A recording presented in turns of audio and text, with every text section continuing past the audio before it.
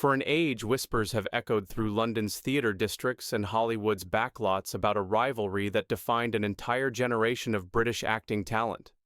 Two titans of the screen, both emerging from working-class roots to conquer international stardom, yet allegedly locked in a bitter competition that lasted for over half a century. The rumors spoke of snubbed auditions, stolen roles, and a professional jealousy so intense it nearly destroyed a friendship that began in the smoky rehearsal rooms of 1960s London. But what really happened between these two legends? After 60 years of silence, one of them is finally ready to set the record straight. Michael Caine's journey to becoming one of Britain's most beloved actors began in the bomb-scarred streets of South London, where young Maurice Micklewhite learned that survival meant being tougher than your circumstances. Born into a working-class family where his father sold fish from a horse-drawn cart and his mother worked as a charwoman, Caine discovered early that his distinctive Cockney accent would either be his greatest asset or his biggest obstacle in the rigid class system of British theatre. The smell of grease paint and sawdust from the repertory theatres of the 1950s still triggers memories for Caine of those hungry years when he performed Shakespeare by night and worked construction by day.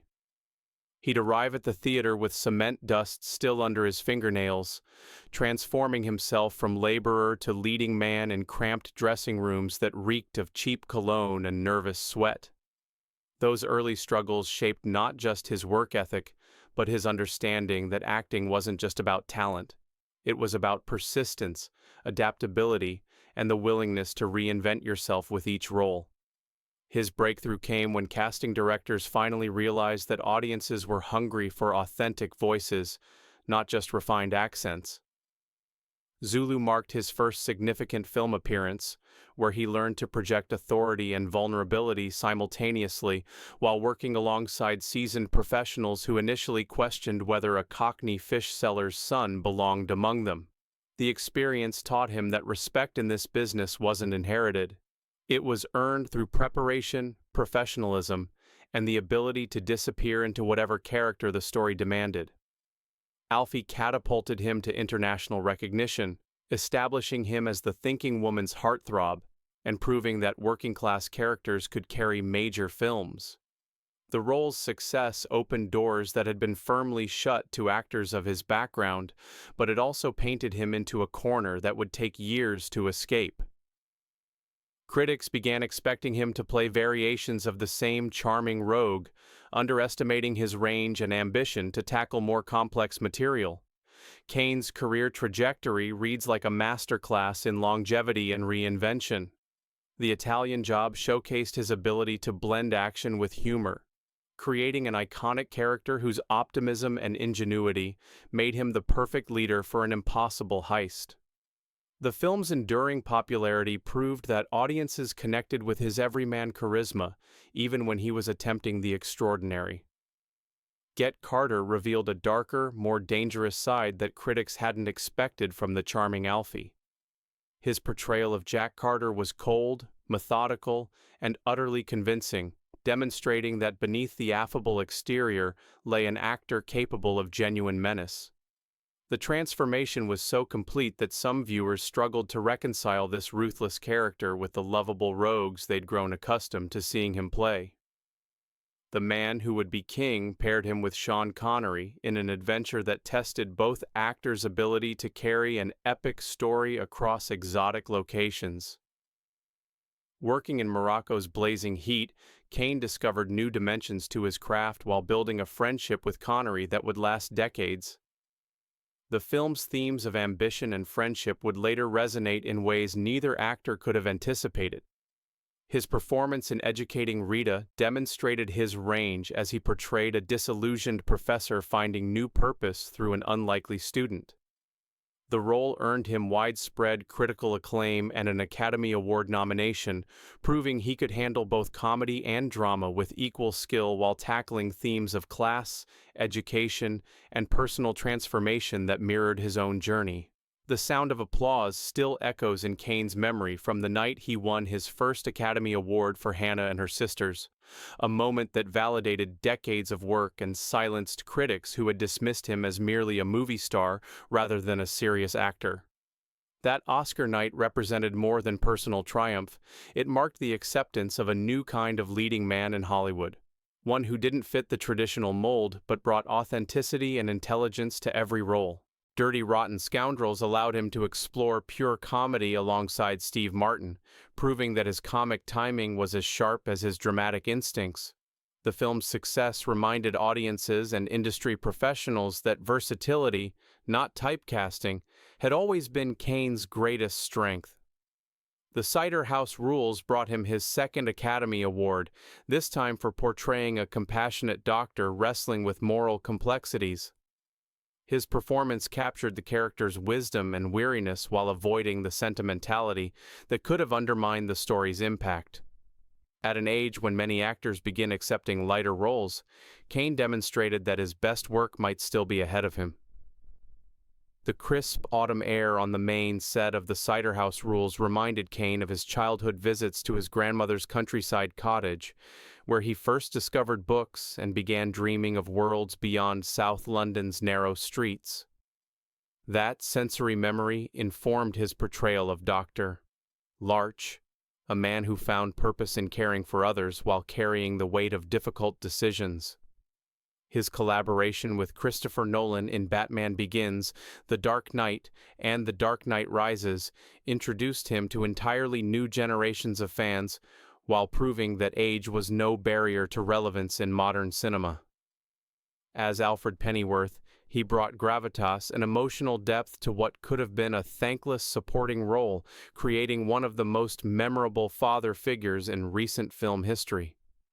Beyond the screen, Caine's passion for fine dining led him to open successful restaurants, while his love of reading resulted in several autobiographical works that revealed his thoughtful nature and sharp wit. His restaurant ventures taught him about business beyond entertainment, grounding him in practical concerns that many of his contemporaries ignored to their detriment. His later films, including The Quiet American and Children of Men, showcased an actor unafraid to tackle controversial subjects and complex characters, proving that his appetite for challenging material only grew with experience. Each role seemed chosen not for commercial potential, but for the opportunity to explore new facets of human nature. The roar of motorcycle engines from the Italian Job's famous chase sequence through Turin still makes Caine smile, remembering how the cast bonded over shared meals and practical jokes between takes. Those friendships forged during production became a template for how he approached every subsequent film, with professionalism, humor, and genuine affection for his collaborators. The camaraderie on that set proved that work could be both serious and joyful, a lesson that influenced his approach to every subsequent project. His knighthood in 2000 represented the ultimate recognition from a country that had initially dismissed him as too common for serious consideration. Sir Michael Caine had traveled further than anyone could have imagined from those South London streets, yet he never forgot where he came from or lost the humility that made him one of the most approachable stars in the business. Throughout his remarkable journey, Caine maintained friendships across the industry, from directors like John Huston and Sidney Lumet, to fellow actors who appreciated his professionalism and lack of pretension. His reputation as someone who arrived prepared, supported his fellow performers, and brought positive energy to every production made him a sought-after collaborator, even when his box office appeal fluctuated. Yet throughout this remarkable journey, there was always one shadow that seemed to follow Caine's career. The specter of comparison with another British actor who had emerged from similar circumstances but chosen a very different path to stardom. Their careers had intertwined since the early days, creating a narrative of rivalry that the press couldn't resist exploring, even when both men preferred to focus on their work rather than manufactured drama. The entertainment media's fascination with their supposed competition grew more intense as both actors achieved international success through distinctly different approaches. While one embraced the public aspects of stardom, attending premieres and giving interviews freely, the other maintained an almost mystical distance from celebrity culture. This contrast fed speculation about mutual disapproval and professional jealousy that persisted despite the absence of any public confrontations or documented conflicts. Industry observers noted that they rarely appeared at the same events, interpreted their different career choices as implicit criticism of each other's methods, and searched for signs of tension in their few recorded interactions. The absence of obvious friendship was transformed into evidence of hidden animosity, creating a narrative that followed both men for decades regardless of their actual relationship. But how had two actors from similar backgrounds, with comparable talent and ambition, become the subject of such persistent speculation about professional jealousy and personal animosity? Why had their parallel journeys through the entertainment industry generated decades of whispered rumors about competition so fierce it allegedly damaged their friendship? What specific incidents had fueled the gossip mill's insatiable appetite for celebrity conflict? And yet, for decades, both men kept silent. Until now. The revelation came not through a calculated media strategy or promotional campaign, but in a quiet moment during a recent interview when Caine was asked directly about the persistent rumors that had followed both actors throughout their careers. For the first time in 60 years, he was ready to address the speculation that had painted their professional relationship as a bitter rivalry worthy of Shakespeare's most jealous characters. The rumors had their roots in the competitive atmosphere of 1960s London theater, where talented young actors fought for limited opportunities while established stars guarded their territory jealously. According to industry gossip that persisted for decades, Caine and Stamp had auditioned for the same roles repeatedly, with casting directors allegedly playing them against each other to extract better performances.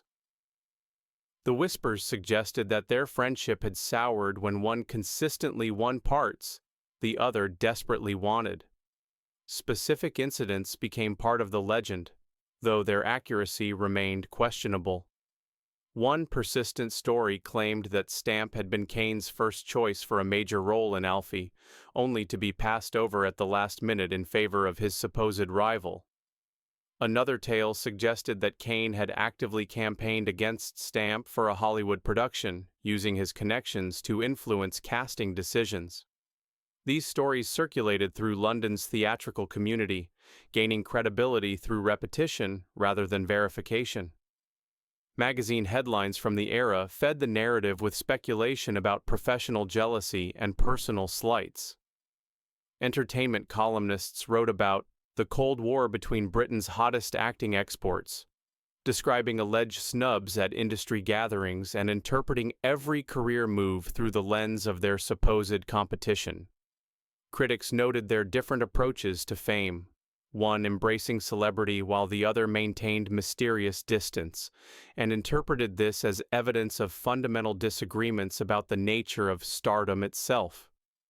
Industry insiders claim to have witnessed tense encounters at premieres and award ceremonies, though specific details remained frustratingly vague. These secondhand accounts usually involved unnamed sources describing uncomfortable silences, avoided conversations, and body language that supposedly revealed deep-seated resentment.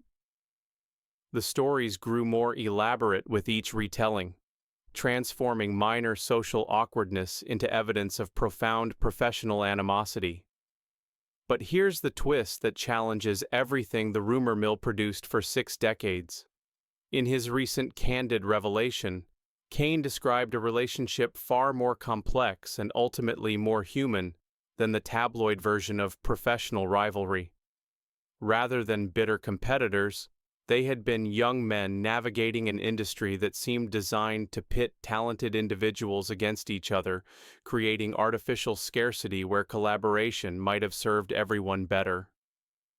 The truth, according to Caine's account, involves mutual respect rather than resentment, professional admiration rather than jealousy, and a friendship that survived despite external pressures to manufacture drama where none existed.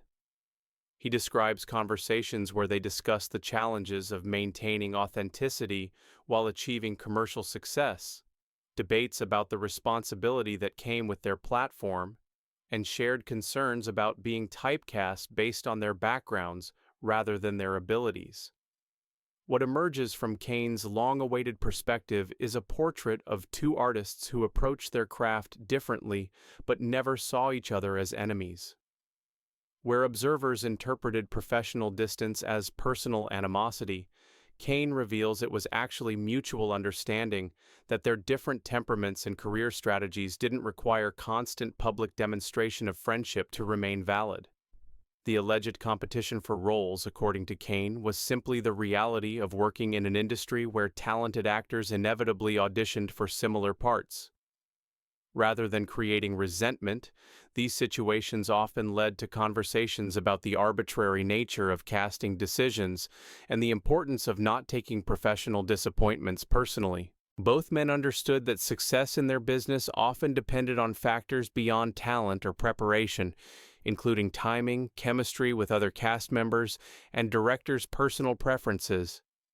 Perhaps most surprisingly, Caine credits their rumored rivalry with pushing both of them to higher levels of performance, not through bitter competition, but through the inspiration that comes from witnessing exceptional talent in a peer. He describes watching Stamp's work and feeling motivated to explore new dimensions in his own performances, suggesting that their parallel careers enhanced rather than diminished each other's achievements. To understand why this revelation matters, it's essential to appreciate Terence Stamp's unique position in British cinema and his distinctive approach to the craft that made him such a compelling figure for comparison with Caine. Born into working-class circumstances in London's East End, Stamp discovered acting through the same post-war cultural awakening that produced an entire generation of groundbreaking British performers. His early years were marked by the same struggles that characterized Caine's background: financial uncertainty, family pressure to pursue more practical careers, and the challenge of breaking into an industry dominated by actors from privileged backgrounds. Yet where Caine developed an adaptable, collaborative approach to his profession, Stamp cultivated an intensity and selectivity that set him apart from his contemporaries. His breakthrough role in Billy Budd established him as an actor of unusual intensity and physical presence, someone who could convey complex internal states through minimal dialogue and maximum emotional precision. The performance announced the arrival of a talent that refused to be categorized easily, capable of projecting both innocence and danger within the same character. Unlike many of his contemporaries who embraced the celebrity aspects of stardom, Stamp maintained an almost mystical distance from the publicity machine, creating an aura of artistic purity that both fascinated and frustrated industry observers. This approach wasn't calculated for effect, but reflected his genuine belief that mystery enhanced performance, that audiences responded more powerfully to actors who remained partially unknowable. The collector showcased his ability to portray disturbing characters with such conviction that audiences were simultaneously repelled and mesmerized, proving that his range extended far beyond conventional leading man roles. His Frederick Clegg was terrifying precisely because Stamp found the humanity within the character's obsession, making the performance uncomfortable in ways that shallow villainy could never achieve. Poor Cow demonstrated his willingness to work in smaller, more personal films when the material spoke to him, regardless of commercial considerations. His commitment to authentic storytelling over career advancement became a recurring theme that distinguished his choices from those of actors primarily motivated by fame or financial success. His later work in Superman demonstrated his willingness to embrace genre material while bringing the same intensity and commitment that characterized his art house performances. As General Zod, he created a villain of operatic grandeur without losing the psychological complexity that made his earlier work so compelling. The scent of incense from his extensive travels through India and meditation retreats became part of Stamp's legend, as he sought spiritual growth alongside professional development in ways that seemed foreign to Hollywood's typical approach to career building. This quest for authentic experience informed his performances with a depth and unpredictability that kept audiences and critics guessing about his next move. His work in The Limey showcased an actor willing to examine his own image and career with unflinching honesty, playing a character whose past echoed Stamp's own journey through the entertainment industry. The performance was both a summation of his career and a demonstration that his powers remained undiminished by age or changing industry fashions. His autobiography revealed an artist constantly questioning the intersection between personal truth and public performance, someone who viewed acting not just as entertainment, but as a form of psychological exploration that required absolute honesty and vulnerability. The book provided insights into his thought process that helped explain career choices that had puzzled industry observers for decades. The aftermath of Caine's revelation has rippled through both the entertainment industry and the broader cultural understanding of how media narratives shape public perception of artistic relationships. Rather than diminishing either actor's legacy, the truth has enhanced appreciation for both men's professionalism and maturity in handling decades of manufactured controversy with dignity and silence. Film schools now use their careers as case studies in different approaches to building lasting success in entertainment, showing students that there's no single path to artistic fulfillment. The contrast between their methods, one gregarious and collaborative, the other introspective and selective, demonstrates that authenticity, not conformity to industry expectations, creates the most enduring careers. Their parallel careers now appear less as competing narratives and more as complementary approaches to the same fundamental challenges facing any artist trying to balance commercial success with creative integrity. Film historians are reassessing their work with fresh perspective, noting how their different styles and career choices actually enriched British cinema by offering audiences multiple models of what leading men could be. The cultural impact extends beyond entertainment into broader discussions about media responsibility and the tendency to create conflict where collaboration exists. Young actors studying their careers now have examples of how to handle professional pressure and public speculation without compromising personal relationships or artistic values. Both men's charitable work and mentoring of younger performers takes on new significance when viewed through the lens of mutual respect rather than rivalry.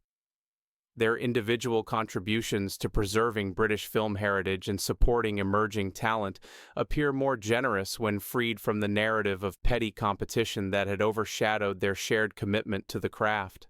The lesson resonates particularly strongly in an era when social media amplifies every perceived slight and manufactures drama from the smallest interactions.